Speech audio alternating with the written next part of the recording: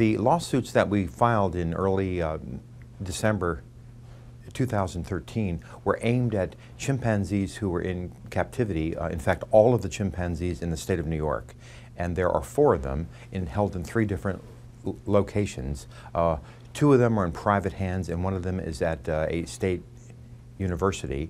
And we are seeking a common law writ of habeas corpus ordering that the chimpanzees be declared legal persons who then have the capacity for legal rights, and that the legal right they be given is the right to bodily liberty, and we want the judge to order them to be sent to the North American Primate Sanctuary Alliance, who will evaluate each of them and send them to the appropriate sanctuary in the United States. Our legal theory, our main legal theory is that we are using a common law writ of habeas corpus, which is the kind of the key to the courtroom, which opens the door, and then we go in to argue to the judge why indeed they should be legal persons and why they should have this sort of a fundamental right.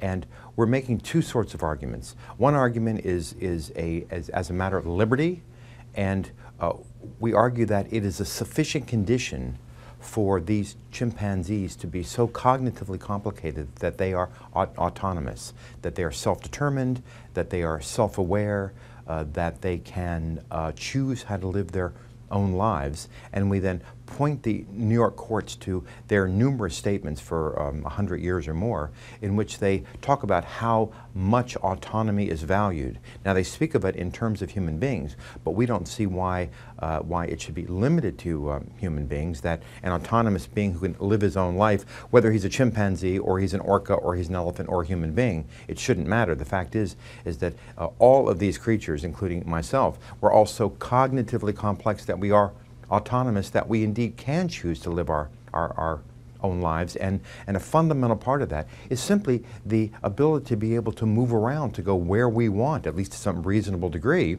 and to hold chimpanzees in captivity in cages so fundamentally undermines their interest in autonomy that they should, like us, have a fundamental common law right that protects their autonomy and bodily liberty. And so we're trying to get them out of the cages, and to the next best thing to Africa, which is some of these sanctuaries that are part of the North America Primate Sanctuary Alliance.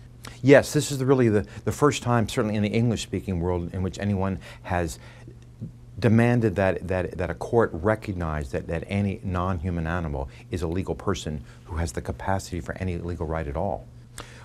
In our memoranda, we address what we thought might be a concern of people, that they would believe that the term legal person was synonymous with human being.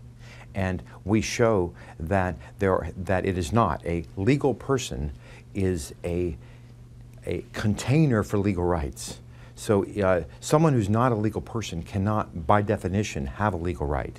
A legal person is someone who has the capacity for a legal right. So we could view a legal person, say, as kind of like a legal cup, and then a legal rights are kind of in a legal pitcher. And so first you have to have the legal cup, the container that can hold a legal right.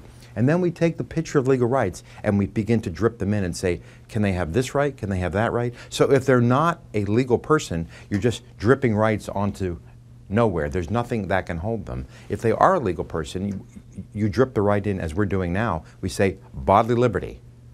And then we argue with the court first to establish the fact that the chimpanzees are legal persons, they are the cup, and that this right, this fundamental right to bodily liberty, they should have. And we point out to the court that certainly in the United States, there are all sorts of non-human legal persons. There are corporations and ships and partnerships and states and counties, things like that.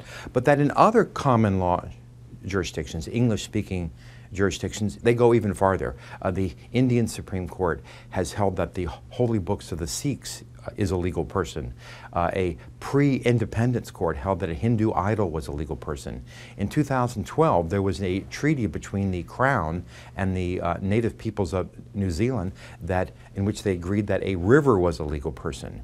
And so legal person means that the legal system thinks enough of the entity that it should have the capacity for some kind of a legal right.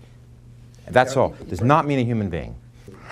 Sometimes I talk about the fact that when a legal thing comes into a courtroom, a legal thing is an entity that lacks the capacity for all legal rights. If they succeed in being characterized as a legal person, in which they become like a container for rights, then I say they've undergone a legal transubstantiation, which obviously I'm referring to a Catholic transubstantiation, in that they come into court looking a certain way, but they are a legal thing. They have no rights at all, no capacity for them. They walk out. They look the exact same way. But as far as the law is concerned, they have been transformed.